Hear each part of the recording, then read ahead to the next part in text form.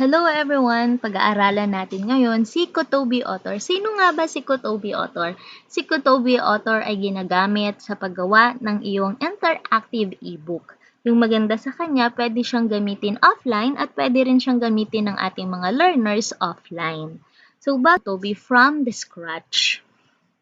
So, paano siya ida-download? Pupunta ka lamang po sa kotobi.com and then may makikita kang download for Windows. Kung Windows po ang ginagamit mo, so download for Windows. Ngayon, kung ang ginagamit mo po ay Mac, so dito po yung i-click mo, download for Mac. Dahil Windows po yung gamit ko, yung i-click ko po dyan ay download for Windows. So, after clicking po the download for Windows, merong lalabas dyan kung paano i-set up ang Kotobi Author. Then, so, all you have to do is follow the instructions po. Then, after po, ito yung lalabas sa kanya. Ito yung ating interface ng Kotobi. So, kung mapapansin nyo po, paglabas ng Kotobi, meron siyang dalawang layout. Reflowable layout and then the fixed layout. Kapag sinabi po nating reflowable layout, siya yung pwede nating i-adjust yung size, palakihin yung text once na nandun na siya sa ating Kotobi reader. Si Kotobi Author po kasi ay merong partner na Kotobi reader. Yun yung ibibigay natin sa mga estudyante, yung Kotobi reader. So, once na nandun na siya, kapag ang ginamit mo ay reflowable layout, si estudyante ay pwede niyang palakihin or palakihin yung mga text o kaya i-orientation niya o rotate niya yung device niya. So, susunod yung ating ginawang ebook. Pero kapag fixed layout, parang kung ano lang yung dinesign ng author, yun din yung lalabas sa device ng bata. So, I recommend na gagamitin po natin lagi ay reflowable layout. Okay, so just click po reflowable layout.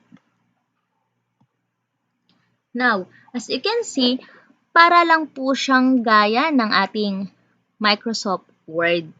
Meron siya ditong nakalagay na file, new, save, open, save as. Tapos, dito naman yung white background niya, yung ating document. So, nandito rin si bold, italic, underline. So, halos magkaparehas lang sila ng way of how to do it. So, first po, kailangan muna natin maglagay ng book title. So, ano ba yung book title natin? Halimbawa, yung title ng book mo ay Module 1, CSS, let's say 11. Module 1, CSS 11. And then, punta po tayo sa File Manager. Book Manager first. Nandito po siya, Module 1, CSS 11. Pwede pong doon nyo ilagay or pwede nyo dito na lang i-type. So, Module 1, CSS 11. And then, maglalagay po tayo ng author. Halimbawa, sino po yung author? Siyempre po, yung teacher. So, ilalagay nyo po yung pangalan nyo dito. So, ikaw po yung author. And then, yung publisher po, halimbawa po yung school mo. So, ilalagay mo po dyan yung school mo. And then, sino yung rights? Pwede pong hindi na si Kotobi kasi ikaw na yung gumawa. So, let's say, yung DepEd. Yung DepEd po. And then, ang iyong region. Or ang iyong division. Then, sunod po, dito sa ISBN, hindi na po tayo maglalagay kasi hindi naman po natin siya ibibenta. So, leave it blank na lang si ISBN. Sa description naman po, ang ilalagay po natin dyan ay tungkol saan yung libro na yan, hanggang kailan nila pwedeng tapusin, pwedeng 1 week, 2 weeks, 1 month, 2 months, depende po. Okay? So, click OK. Then, after po nyan, maglalagay na po tayo ng cover ng libro. Meron na tayong title, so maglalagay na tayo ng cover ng libro. The question po now is paano natin gagawin yung cover ng libro. Hindi po natin siya gagawin dito sa Kutobi. Gagawin po natin yung pag-layout ay sa Photoshop. Pero kung hindi po kayo marunong gumamit ng Photoshop, pwede nating gamitin sa pag-layout si Microsoft PowerPoint. So, paano po ba gamitin si PowerPoint sa paggawa ng ating book cover? So, punta po muna tayo kay Microsoft PowerPoint. Halimbawa po, click File, and then, let's say, New, and then Create. So, parang ganyan lang po. And then, tandaan po natin yung librong ginagamit natin ay hindi po siya naka-landscape, naka-portrait po siya. So, kailangan po nating ayusin na naka-portrait po ang ating book cover. So, punta po tayo sa Design, click Page Setup, and then hanapin po natin si Portrait sa Orientation. Dapat po ang orientation niya ay Portrait. So, click Portrait, then okay. Okay.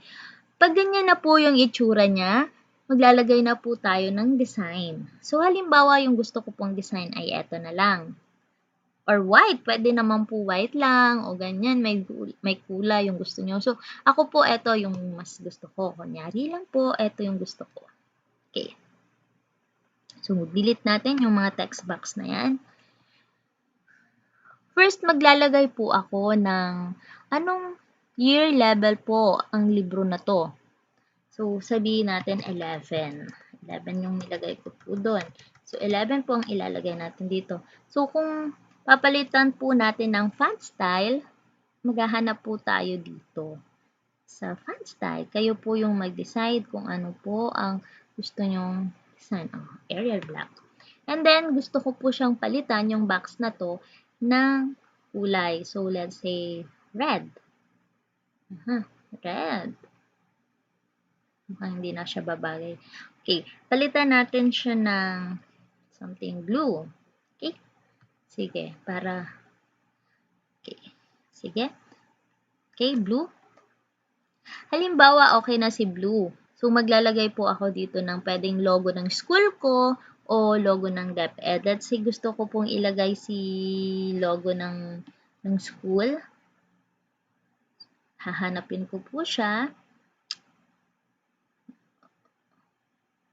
Logo po ng school or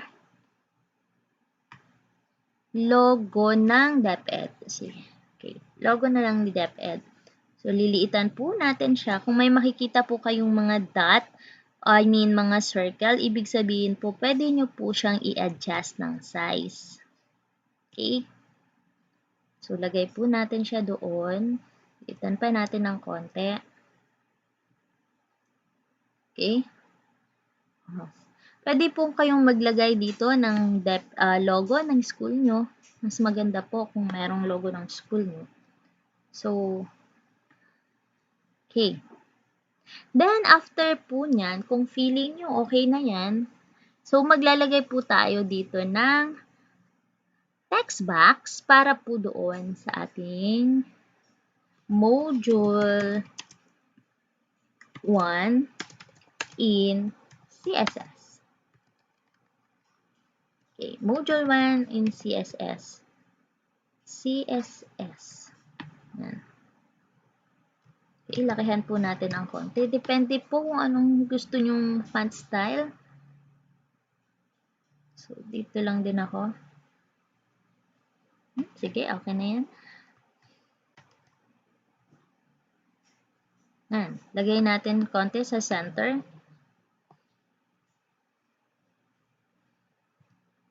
Module 1 in CSS. And then, lalagyan po natin siya ng ating gustong picture. So, halimbawa, maghahanap po ako ng picture na gusto kong ilagay. Bahala po kayong mag-design ng sarili nyong book cover. Sabi nga po nila, iba na lang. Sabi nga po nila, mas magandang book cover daw ay mas nakakaengganyo para sa mga bata na magbasa o buksan yung libro na yon. So, maghanap po tayo ng ah, panglagay dito. So, yun, computer na lang. Computer, then, sige, dito siya. Let's say, ito po yung gusto ko. Kung may mga image po kayo or picture nung mga estudyante nyo, pwede naman po siya dito. Pero ang alam ko po, dapat humihingi ng consent from the parents kapag ginagawa natin siyang ilalagay natin siya sa ating mga libro. Okay. Lagay po natin siya konti sa center. So, okay na siya. Next po, wag natin kakalimutan yung ating pangalan.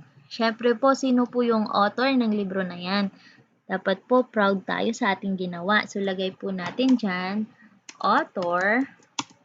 Ano po bang pangalan ni teacher? Halimbawa, yung pangalan ni teacher ay Cassandra. Cassandra Fortes. Let's say, ganun yung pangalan niya. So, tahan natin ng konti. Taas natin ng konti.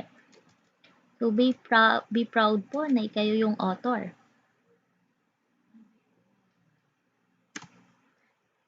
Cassandra Fortes. Okay? So, let's say okay na po siya. Tingin nyo po maganda na yung nagawa nyong layout. Susunod po natin gagawin ay kailangan po natin siyang isave sa format na image. So, paano po?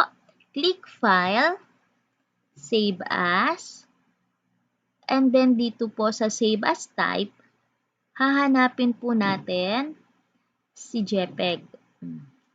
Okay, eto po siya. Click ko po siya.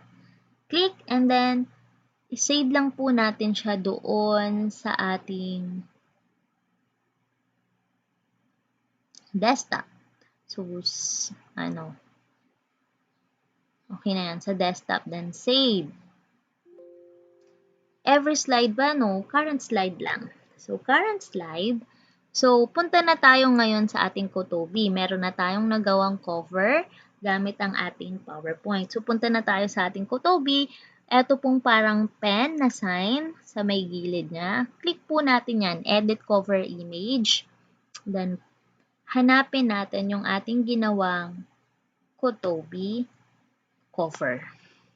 Yan. Nandun na po ang ating ginawang cover.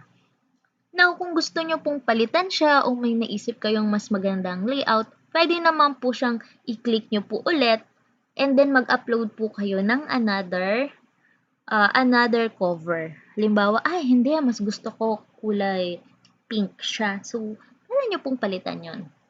Okay.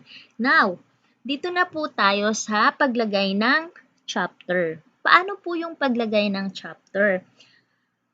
Unang-una po, may makikita kayo ditong malaking cross. Nakalagay new chapter. So, pag clinic nyo po yan, automatic po siya magkakaroon ng field para sa inyong new chapter. Sa unang bukas nyo po, meron na siya agad nakalagay. So, untitled chapter siya. So, lalagyan po natin siya ng name ng iyong chapter. Halimbawa, lesson 1. Ano po yung lesson 1 nyo? Let's say po, meron na po tayong mga PowerPoint ng mga nakaraang taon. So, ililipat lang po natin siya sa Kotobi natin. Let's say po, meron ako ditong PowerPoint. Okay, eto po. So, halimbawa po, yung topic na gagawin ko po ay network topologies. So, ikokopyahin ko lang po yan, Control-C, pas babalik po ako doon sa Kotobi. Lesson 1, ipipaste ko po dito si network topologies. Okay po. So, after po nyan, copy ko po siya. Ilagay ko naman siya dito sa aking document. Network topologies, highlight po, and then center. Then, lakihan natin. Mga font size niya ay 20. O kaya, gusto mo 22. So, depende po yun sa inyo. I-bold po natin siya. So, ilalagay po natin siya sa center, no? Pwede po dito naman sa paragraph format, pwede po siyang naka-normal, naka-heading 1 na mas malaki, or naka-heading 3, or dun sa pinakamaliit na heading 6. So, pwede pong ganyan. Pero kung ayaw nyo po ng mga heading na yan, pwede po tayo dito lagi sa normal, and then palitan natin ang size. Halimbawa, 20. Let's say 20. And then, ibobold lang po. So, next, maglalagay po tayo ng introduction about network topology. So, ano ba si network topology? Sabi ko nga, may dati na tayong lesson. So, lagay lang po natin dito siya. Kakopy lang po natin. Okay? Yan. So, dito po pwede nating i-indent. So, 1, 2, 3, 4, 5, 6, 7 using po your space bar. So, 7 lang siya, kunwari. So, lalagyan po natin siya, papalitan natin yung size niya into, kung 20 yun, gawin na lang natin siya ditong 18. So, and then, ganyan. Maka-justify po siya. Pag justify po, eto sa may bandang kanan, justify. Para po pantay-pantay siya dito sa may gilid. Okay, then enter. Ngayon, medyo dami-damihan nyo po kung meron pa kayong naiisip na ilalagay or mag-search pa kayo sa internet or halimbawa maglalagay pa kayo ng image. So, paano po to? Di ba meron po siyang image dito sa ating PowerPoint? Hindi po siya mahirap gawin. All we have to do po is to copy the image po. So, right-click. Right-click po and then copy. Then, punta po tayo sa Kotobi. Control-V. And then, yan. Automatic po magkakaroon ka dyan ng image. Mag-i-insert siya ng image niya. So, click create. Yan. So, nandiyan na po ang iyong image na nanggaling sa iyong PowerPoint. So, sabi mo, sobrang laki naman. Liitan ko lang. So, pwede po siyang i-adjust kung nalalakihan kayo o naliliitan. Depende po sa gusto nyo. So, gagawin natin siyang 350 and then gawin din natin tong 350 also. Tignan natin. Sobrang pangit naman. So, gawin po natin siyang 500. O, yan. Pwede pong ganyan o pwede pong mas lakahan nyo pa. Depende po sa inyo. Okay, another one. What if may another lesson na naman? Lesson 2. So, click nyo lang po ulit dito sa may new chapter. So, click new chapter.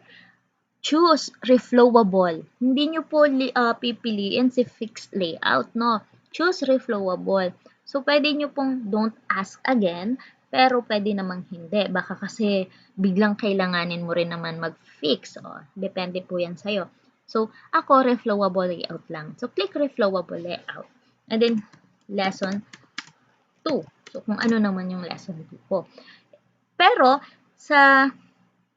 ngayon po, hindi po muna tayo magli-lesson 2. Siyempre po, si lesson 1 muna tayo. Ngayon, nagkamali ka po, nalagyan natin siya. Paano po siya i-delete? Simple lang po. Kung nandito siya, i-active mo lang po yung i-delete mo. And then, click delete chapter. Dito po, sa may bandang ibaba, makikita nyo po si delete button. So, click mo po, delete. Then, yes. See? Delete na po siya. So, halimbawa po, meron pang mga sub-chapter, si lesson 1. So, click po natin, hindi po itong malaking cross na to, kundi dito na po sa maliit sa kanya. So, click po natin yan, then choose reflowable layout. Yan. So, nandito na tayo sa loob ng lesson 1. Ano bang meron sa loob ng lesson 1? Halimbawa, ang types of topologies. So, sabihin natin, types of topologies. Sino ba let's say, unahin natin si ring topology. Okay, ring topology. Kung mapapansin nyo po, ganito na po yung kanyang shape. No? Ring topology. So, ilagay po natin dito. Copy nyo po yan. Then, lagay natin dito ring topology. Highlight, bold. Palitan natin ng size. Ang nilagay po natin dun kanina ay 18. I'm not mistaken. Check natin. See, 18. So, 18 po siya. Lagay din po natin 18. Pwede mo pong ibaba ng konti. So, 18. Then, anong meron kay ring topology? So, yung topic po natin, all about ring topology. So, lalagay po natin si ring topology. Then, 1, 2, 3, 4, 5, 6, 7. Okay? Next. Ngayon, si ring topology po ay pwedeng maglagay tayo dyan ng mga advantages and disadvantages ni ring topology. So, maglalagay pa po tayo dyan, magsa-search tayo sa internet. So, pero dito sa aking PowerPoint ay wala siyang nakalagay. So, ganon. Kung may idadagdag lang kayong other details, punta po kayo sa internet. So, now, meron po siyang mga images. Gaya nga po ng sabi ko, i-click lang yung image, right-click, then copy. Then, punta tayo sa Kutobi, Control V. Yan. Okay. What if po yung ating ilalagay na image ay wala sa ating PowerPoint, nandoon sa ating internet. So, kailangan po nating isave yung nasa internet po nating image and then hanapin natin sa ating computer. So, halimbawa po, nakapaghanap na ako ng image sa ating computer, sa ating internet. So, dito po sa ating bandang kanan, meron po tayong tinatawag na elements. So, the image, the color rate, the link, the anchor, the questions, the video, audio, lahat po yan ay element. So, kung gagamitin po natin si image, kung meron tayong kukuning image doon sa ating computer. So, add tayo ng image, desktop. Halimbawa, may idadagdag pa ako na wala sa PowerPoint ko. So, picture 1. Open. Then, create. Yan. Now, nasa center po siya. Gusto mo, nandito siya parte sa may left side. So, click nyo lang po itong pen. Click edit. And then, etong text wrap, click nyo po yan. Then, push left. Yan. Then, pwede nyo pong liitan siya ng konti. Let's say 200. And then, 150. Let's say lang ganun. And then, yan. See? Sobrang liit niya na. Nandun na siya sa may left. Kung gusto mo po, nandun siya sa may right. So, text wrap, push right. Then, edit. Yan. Again, kung gusto nyo i-edit yung image, dito sa may pen, click nyo lang yung pen na yan. Then, wrap text. Push right, push left, or none. Pag none po, automatic na sa gitna siya. Okay? So, next, meron na naman tayong another lesson. So, letter B, ano ba yung susunod na topology? Star topology. So, copy lang po. And then, click, copy. Copy natin siya.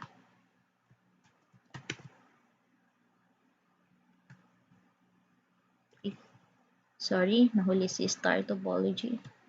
So, ganyan.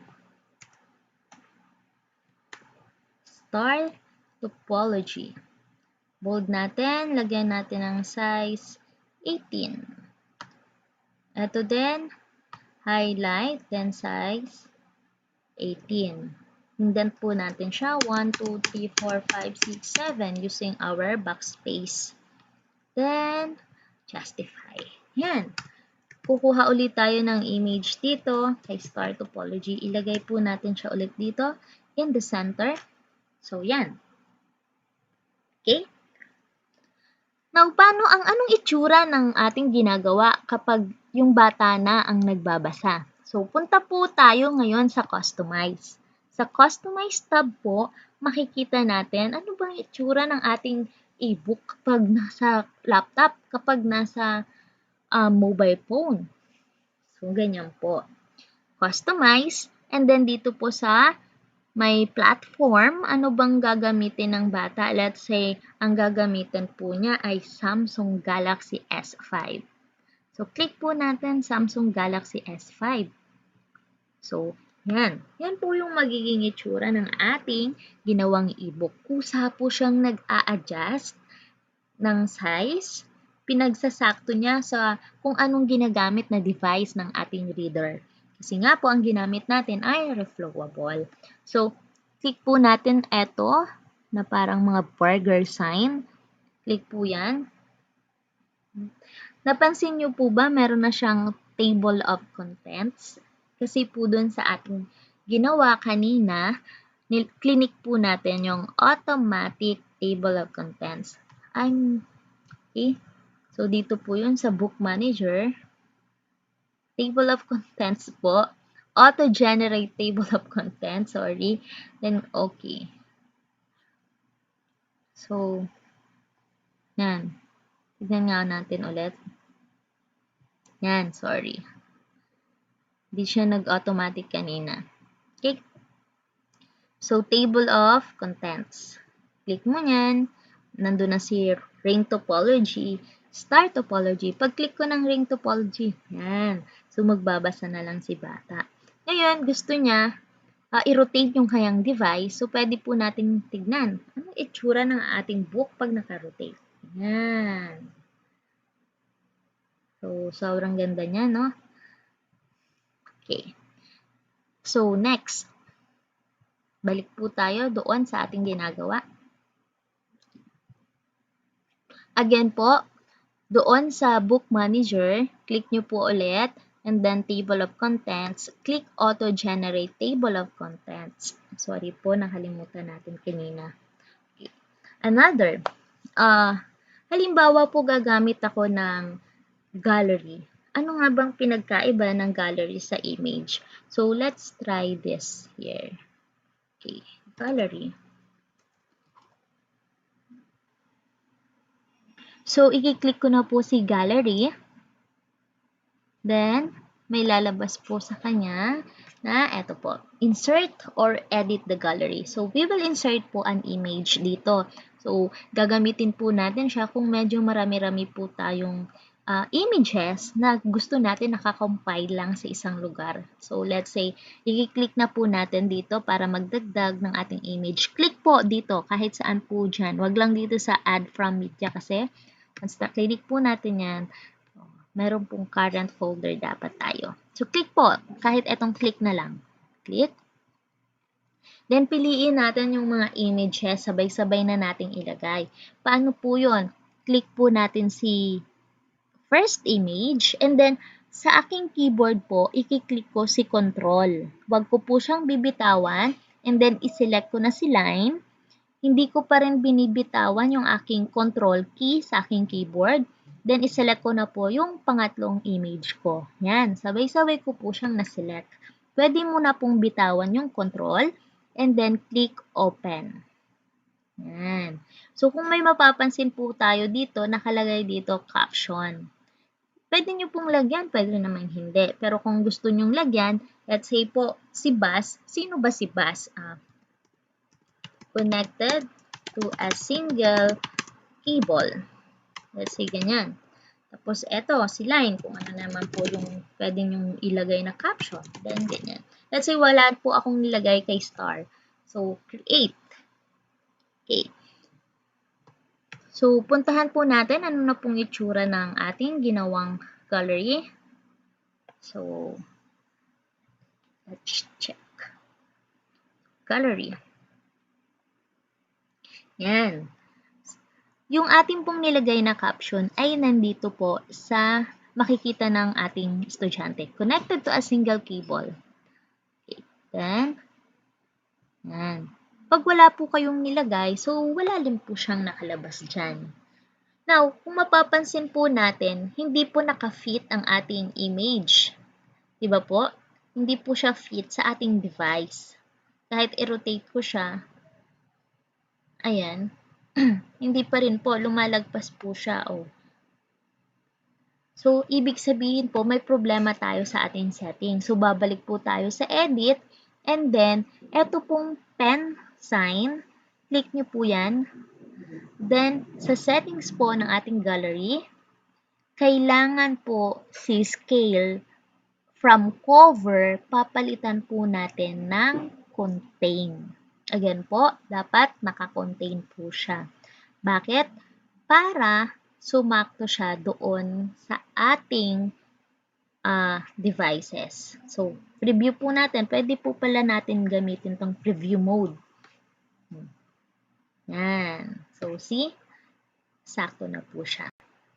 So, hanggang dito lang po muna tayo. Sa next ko pong video, pag-aaralan po natin yung iba pang paggamit nitong mga elements na to. Paano ba maglagay ng game sa Kutobi?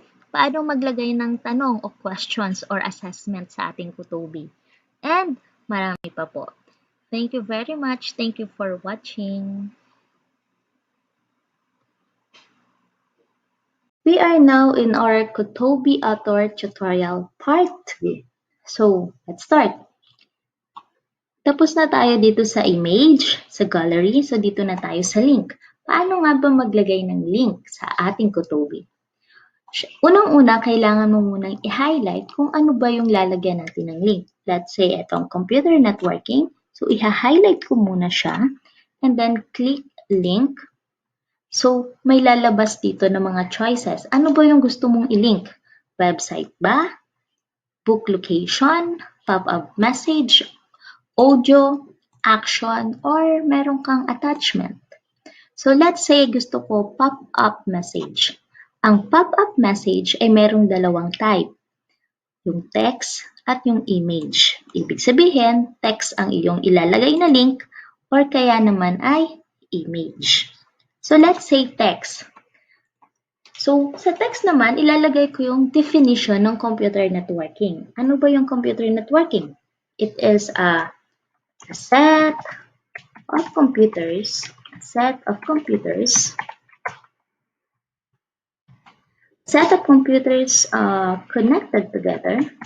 connected together for the purpose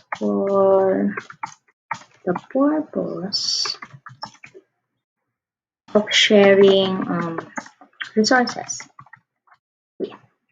Set of computers connected together for the purpose of sharing resources. Okay. So, pwede mo siyang lagyan ng palitan ng kulay. Let's say, red. O lakihan natin yung size, 16. Okay. Pwedeng sa center mo siya ilagay.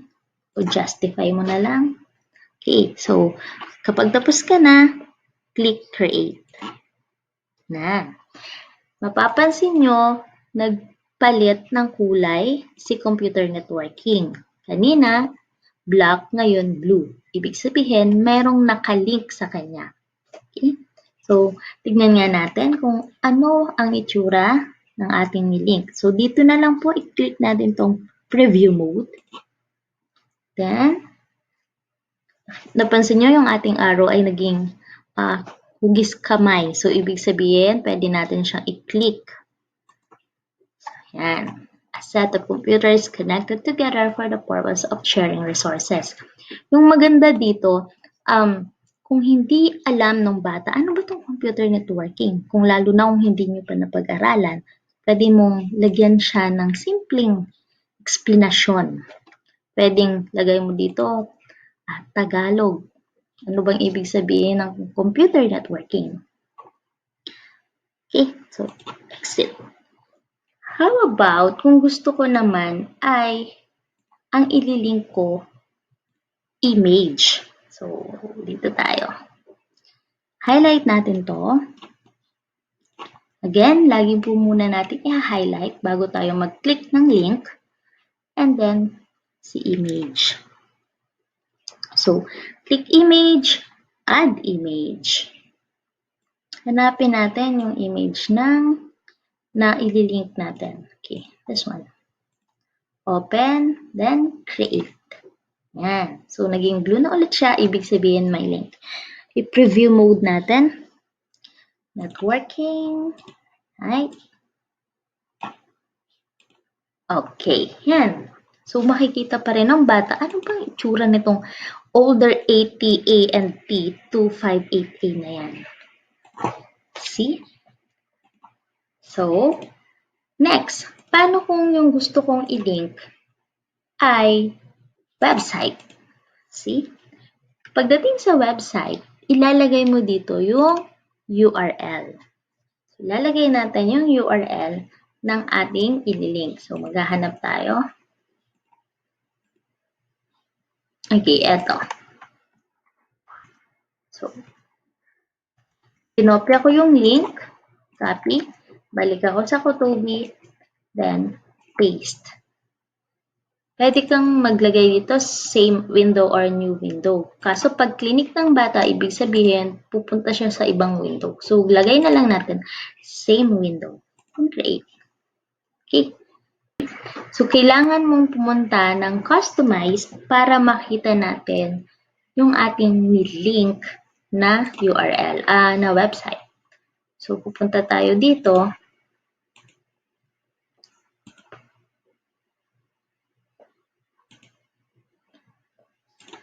Yan. See? Nandito na ang ating nilink na website. Magbabasa na dito si student ng additional information doon sa ating topic. Balik na tayo sa edit.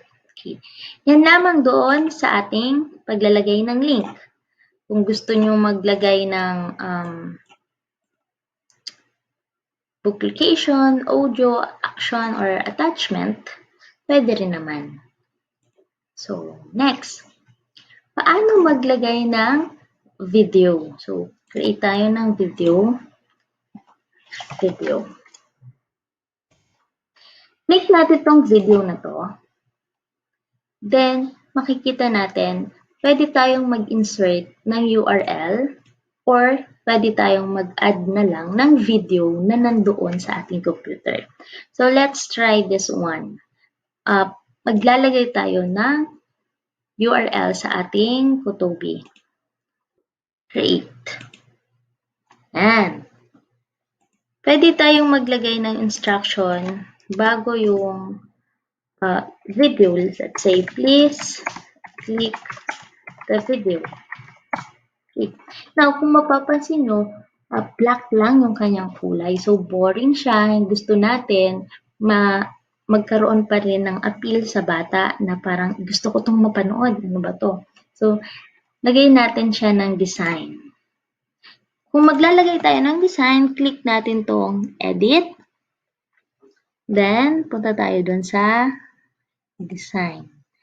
Add image. So, maghahanap ako ng gusto kong ilagay dito para hindi lang siya kulay black. So, dito, watch now.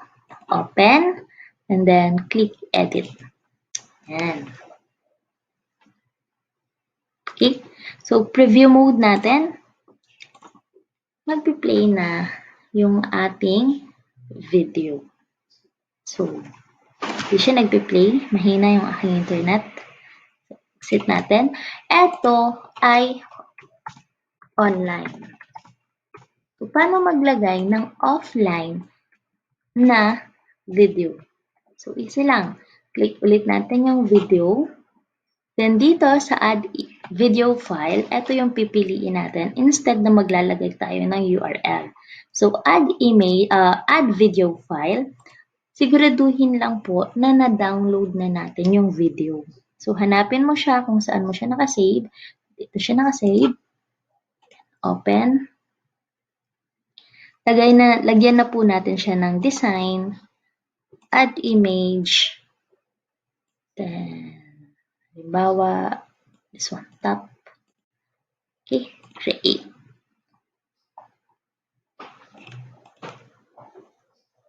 Yan. So, andito na ang ating offline video. So, ibig sabihin, kahit walang internet si bata, ay pwede niya itong mapanood. See? Okay.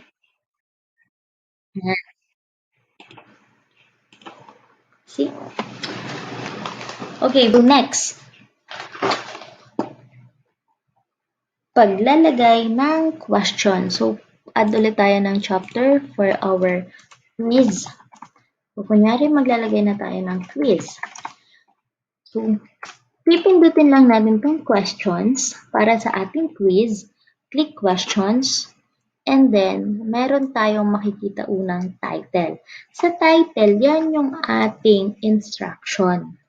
Hindi siya yung title na pamagat talaga.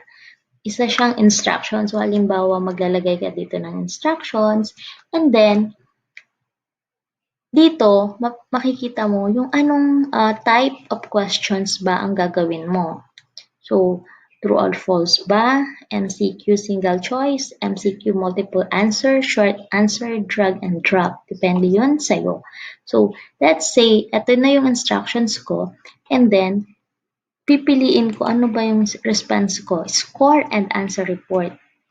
Kapag score lang, lalabas lang sa pagkatapos ng mag-quiz ng bata, ang lalabas lang sa kanya yung score. Pero kung score and answer report, makikita ng bata kung ano ba yung tamang sagot at saan siya nagkamali. Okay? So, let's say score and answer report.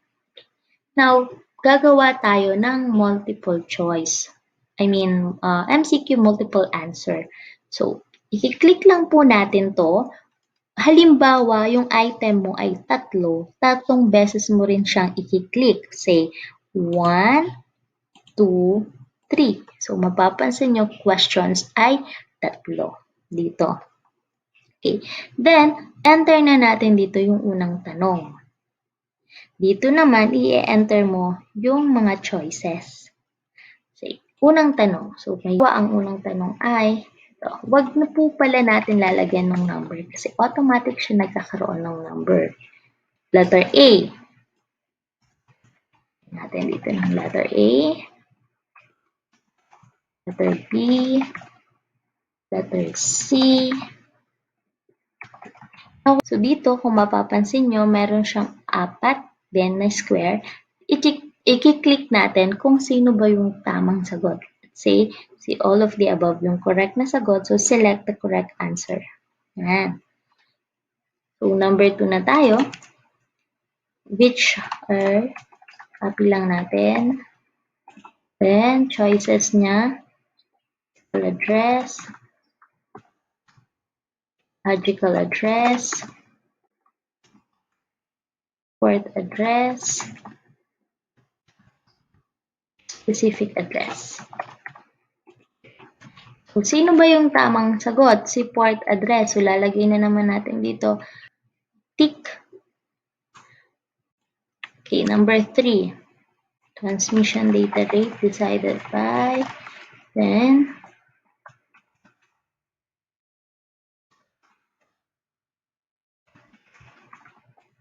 physical address, data link layer,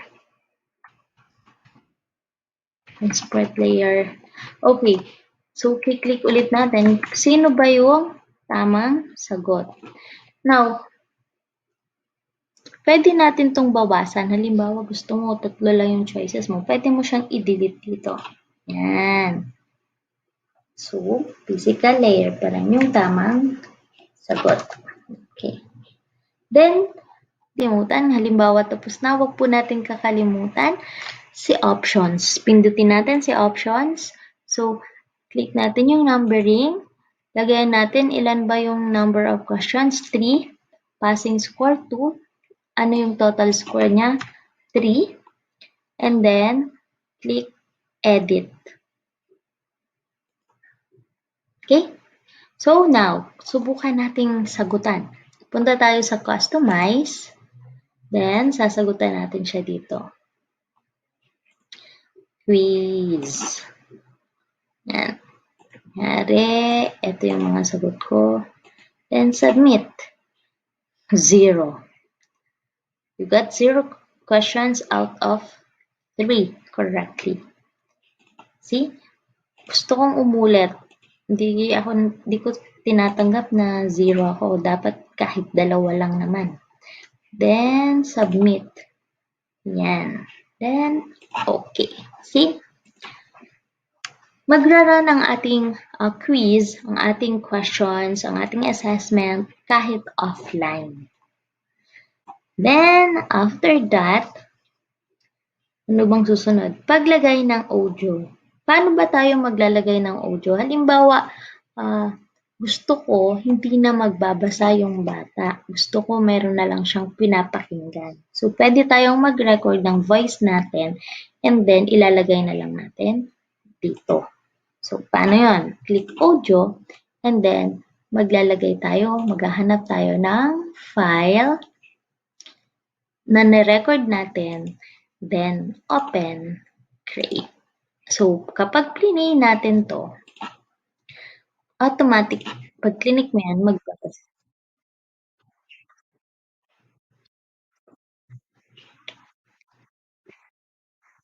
Okay?